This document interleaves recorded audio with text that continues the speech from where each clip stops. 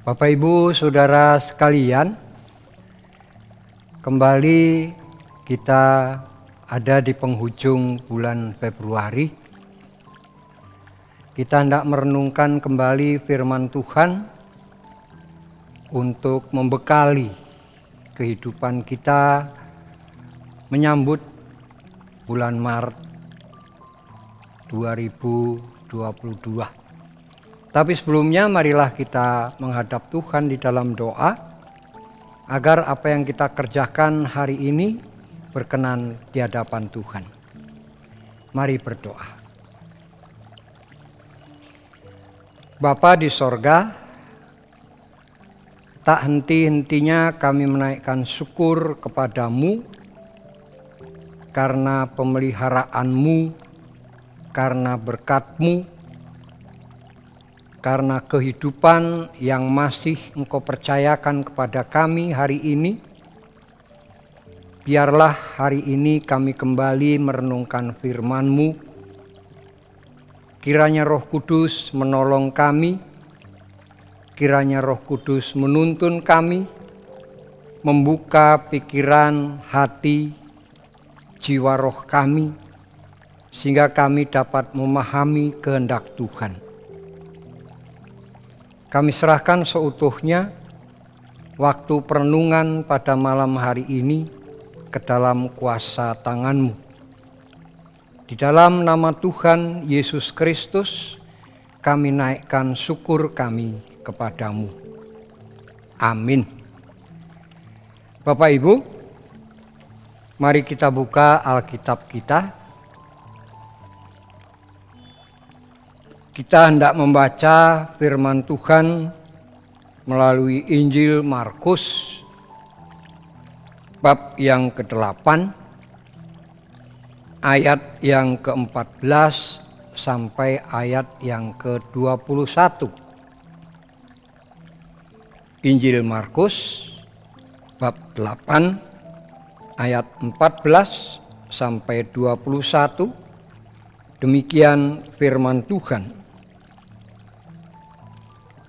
Kemudian ternyata murid-murid Yesus lupa membawa roti. Hanya sebuah saja yang ada pada mereka dalam perahu. Lalu Yesus memperingatkan mereka, katanya, "Berjaga-jagalah dan awaslah terhadap ragi orang Farisi dan ragi Herodes." Maka mereka berpikir, dan seorang berkata kepada yang lain, "Itu dikatakannya karena kita tidak mempunyai roti." Dan ketika Yesus mengetahui apa yang mereka perbincangkan, Ia berkata, "Mengapa kamu memperbincangkan soal tidak ada roti? Belum jugakah kamu faham dan mengerti? Telah degilkah hatimu? Kamu mempunyai mata, tidakkah kamu melihat? Dan kamu mempunyai telinga, tidakkah kamu mendengar? Tidakkah kamu ingat lagi pada waktu aku memecah-mecahkan 5 roti untuk 5.000 orang itu? Berapa bakul penuh potongan-potongan roti kamu kumpulkan?" Jawab mereka, 12 bakul. Dan pada waktu 7 roti untuk 4.000 orang, itu berapa bakul penuh potongan-potongan roti kamu kumpulkan? Jawab mereka, 7 bakul. Lalu katanya kepada mereka, masihkah kamu belum mengerti? Kekasih Tuhan, apa yang tersurat di dalam Injil ini sebuah pengajaran yang luar biasa. Setiap pengajaran Yesus yang disampaikan kepada murid-muridnya adalah pelajaran-pelajaran yang luar biasa. Kalau kita lihat Injil yang kita baca hari ini adalah Injil terpendek. Injilnya sangat ringkas, sangat tegas, dan sangat jelas. Mungkin Injil ini dilatar belakangi ditulis untuk jemaat Ibrani yang ada di perantauan di Roma. Kita ingat Roma adalah negara militer. Mungkin apa yang dipahami secara militer juga mempengaruhi pemahaman jemaat di perantauan saat itu. Injil ini hanya ada 16 bab, tidak banyak. Injil ini menurut para ahli, terutama dari Papias yang hidup sekitar tahun 130-an setelah Kristus, Markus atau Yohanes Markus ini mendapat inspirasi Injilnya adalah dari Rasul Petrus. Kenapa? Karena apa yang tertulis, apa yang tersurat sangat mirip, sangat nampak bahwa ini adalah pikiran-pikiran Rasul Petrus. Mungkin juga karena Yohanes Markus adalah orang yang kenal persis bersepelayanan dengan Saulus, Lukas, dan Rasul Petrus. Nah, inilah yang membuat para bapak gereja dan para rasul waktu itu mengatakan bahwa Injil Markus adalah Injilnya Rasul Petrus. Apa kira-kira yang mendasari tentang penulisan Injil ini? Injil ini ditulis kurang lebih tahun 60-an.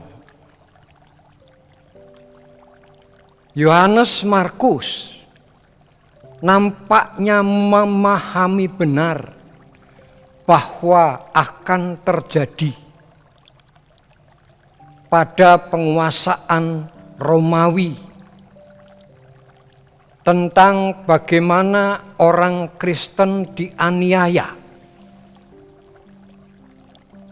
Sehingga Injil ini menjadi alat untuk mengantisipasi kalau terjadi penganiayaan. Injil ini juga merupakan tanggapan mengenai apa yang terjadi penggembalaan saat itu. Pada masa yang sulit inilah Yohanes Markus menuliskan Injilnya. Bahkan memberi tekanan kalau perlu menderita demi Injil.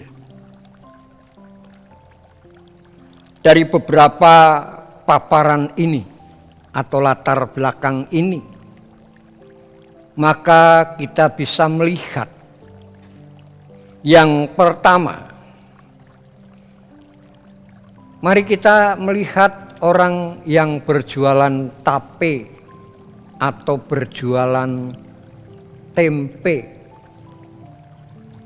Mereka adalah orang-orang yang pakar mengenal memanfaatkan ragi. Ragi adalah alat yang dapat membuat adonan menjadi lebih lembut. Ragi juga bisa mengubah struktur ubi menjadi lentur, lembut, bahkan mengandung alkohol. Ragi juga bisa mengubah kedelai yang keras menjadi tempe yang sangat lunak. Nah, pengajaran tentang ragi ini disampaikan oleh Tuhan Yesus dikaitkan dengan dua kelompok. Yang pertama adalah orang Farisi.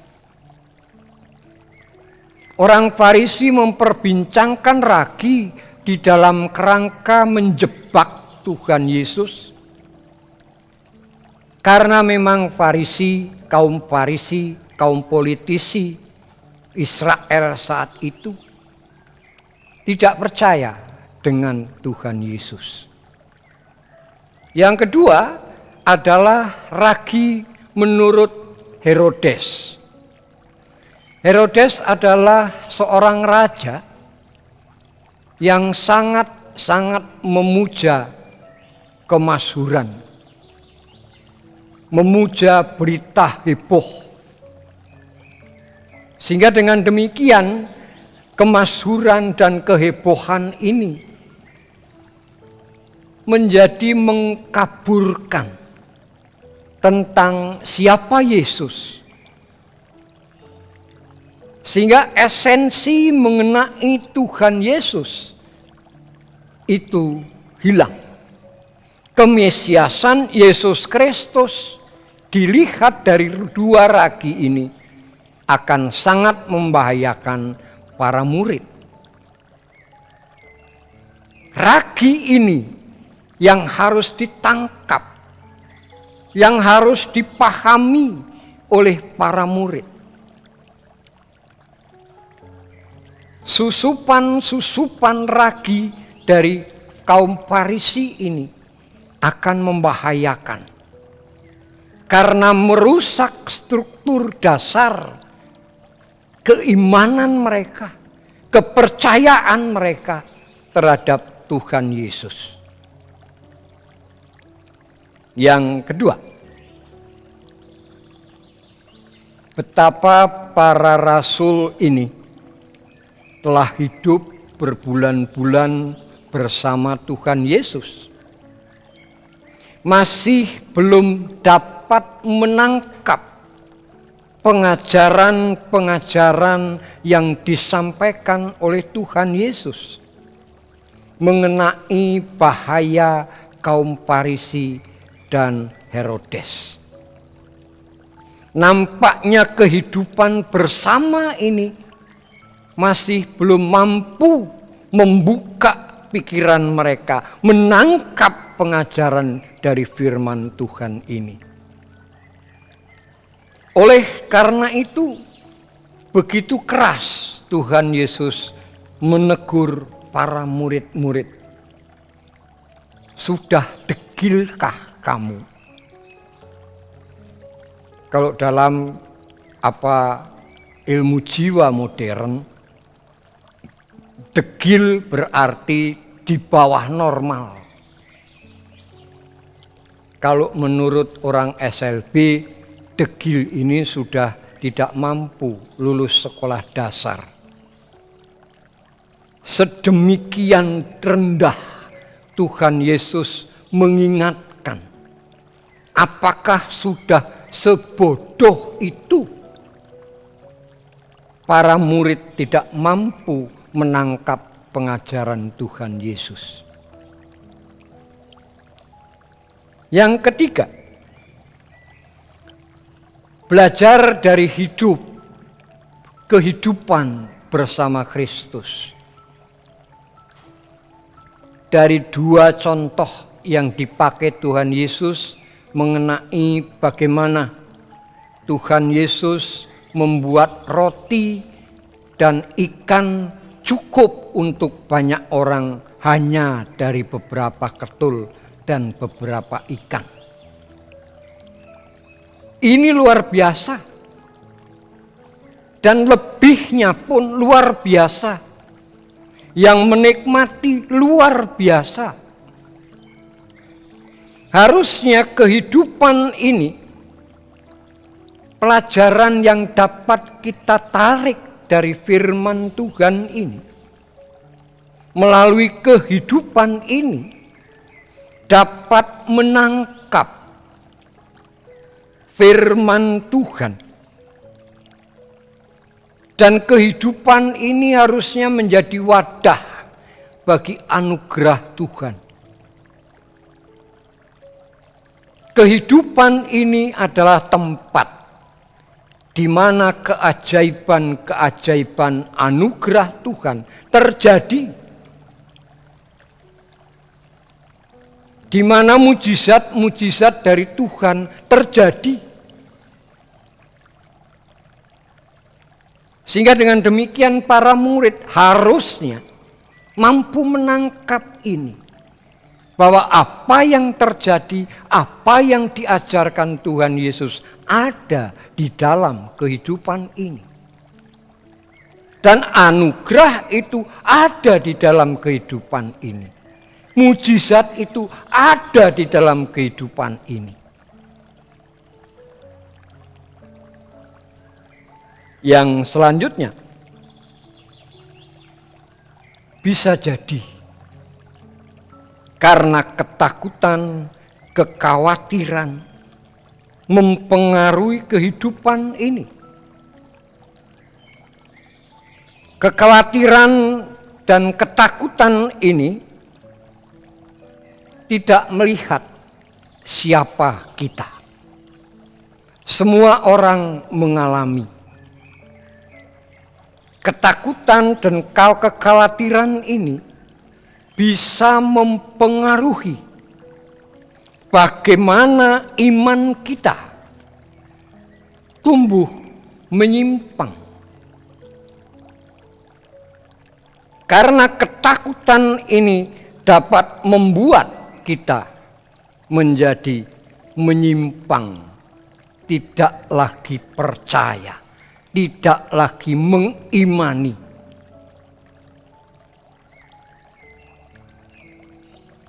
Kita beriman karena mendapat anugerah itu mudah. Kita beriman karena kita mendapat mujizat itu mudah. Tetapi pada saat kita menderita, pada saat kita berhadapan dengan yang menakutkan, entah itu penganiayaan, entah itu penjara, entah apapun itu. Kalau kita tetap berpegang pada salib Kristus, itu baru luar biasa. Kalau iman kita hanya dapat melihat saudara-saudara di sekitar kita satu gereja, itu tidak luar biasa. Tetapi kalau kita terlibat, memikirkan, mencari jalan keluar untuk saudara-saudara kita di luar lingkup kita, itu luar biasa. Kalau kita keluar, pasti kita akan mendapat hambatan. Kita akan mendapatkan kekurangan kita. kita akan ketakutan. Dan ketakutan itu dapat menghambat iman kita. Yang kedua, khawatir. Kekhawatiran kita akan kehendak Tuhan, akan perjalanan hidup, bisa mempengaruhi kehidupan kita. Ketakutan kita dapat mendatangkan kekhawatiran yang lebih dalam. Oleh karena itu, ini harus diperangi. Kekhawatiran kita dan ketakutan kita bisa merubah gerak, bisa merubah arah iman kita kepada Tuhan Yesus Kristus. Oleh karena itu, cara berpikir kita, kepicikan kita, bisa membuat kita menjadi rakus. Apa artinya? Mengarah pada diri sendiri, tidak merasa cukup. Kepicikan pikiran ini dapat membawa kita keluar dari iman kita. Oleh karena itu, mari kita lihat peristiwa kehidupan kita. Kembali kita arahkan untuk memuliakan Tuhan. Mari kita lihat pengalaman hidup kita. Apakah menyimpang atau tidak dari kehendak Tuhan. Kalau menyimpang, segeralah kembali kepada firman Tuhan. Sebagai catatan kecil,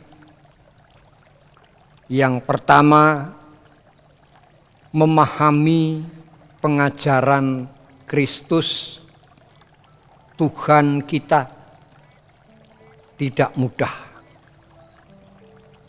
Oleh karena itu, kita harus tekun memahami, kita harus tekun mempelajari. Rendahkanlah hati kita dan terbukalah dengan firman Tuhan. Yang kedua, pengalaman hidup para rasul ternyata juga tidak menjamin bahwa dia dapat cepat memahami kehendak Tuhan, memahami ajaran Tuhan, walaupun beliau hidup bersama dengan Tuhan Yesus Kristus. Oleh karena itu, mohonlah Roh Kudus agar berkarya di dalam hidup kita. Mohonlah Roh Kudus agar Roh Kudus berkenan memakai kita. Tanpa Roh Kudus kita bukan apa-apa. Belajar dari kehidupan. Kehidupan ini harus kita jadikan wadah anugerah Tuhan. Carilah anugerah Tuhan di dalam kehidupan ini. Maka harus diwaspadai bahwa pengajaran dari manapun bisa mempengaruhi kita. Ragi-ragi itu bisa membuat kita khawatir, bisa membuat kita takut, dan kita bisa menjadi picik dan tamak. Apabila itu kita rasakan, apabila kita jauh perasaan kita di dalam Tuhan, apabila perasaan kita tidak lagi berpaut pada Tuhan, kembalilah cari firman Tuhan. Tuhan memberkati kita, Tuhan menyertai kita, dan kekuatan Roh Kudus menolong kita. Selamat malam, kiranya Tuhan memberkati kehidupan kita. Mari kita berdoa. Roh Kudus, kami bersyukur atas firman-Mu. Kiranya Engkau berkenan menerjemahkan untuk seluruh jemaat-Mu. Bahkan untuk siapapun yang mendengar firman-Mu, agar nama Tuhan dimuliakan. Kami bersyukur untuk renungan menjelang akhir Februari ini. Kiranya tangan Tuhan tetap memegang kami, agar kami tidak tersesat di tengah kehidupan pemberian Tuhan. Biarlah kami tetap berpaut pada firman-Mu dan mengikut Engkau, agar kami sanggup terus mengikut Engkau.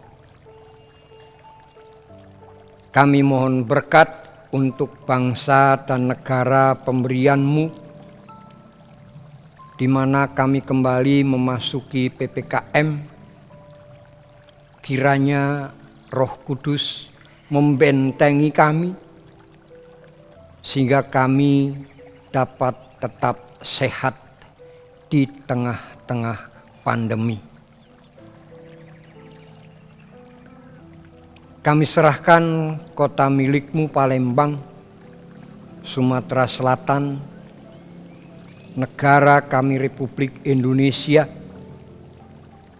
jajaran pemerintahan, kiranya Engkau pegang tangan Tuhan yang memegang, sehingga negara pemberian-Mu ini dapat maju untuk memuliakan nama Tuhan. Siapapun yang ada di pemerintahan dari pusat sampai yang bersama kami, Roh Kudus kiranya berkenan menolong. Kami serahkan gereja-Mu dimanapun berada, tidak kecuali GKSPS Palembang Siloam, di mana kami boleh memuliakan nama Tuhan, memuji nama Tuhan, mengagungkan nama Tuhan. Oleh karena itu berkati pendeta milik-Mu di tempat ini, majelis milik-Mu di tempat ini, dan seluruh jemaat milik-Mu, kiranya nama Tuhan dimuliakan. Selanjutnya kami serahkan kehidupan kami seutuhnya, sepenuhnya, hanya di dalam nama Tuhan Yesus Kristus. Terima kasih Bapa, terima kasih Roh Kudus, dimuliakanlah nama-Mu kekal selama-lamanya. Amin. Selamat malam, Tuhan Yesus memberkati.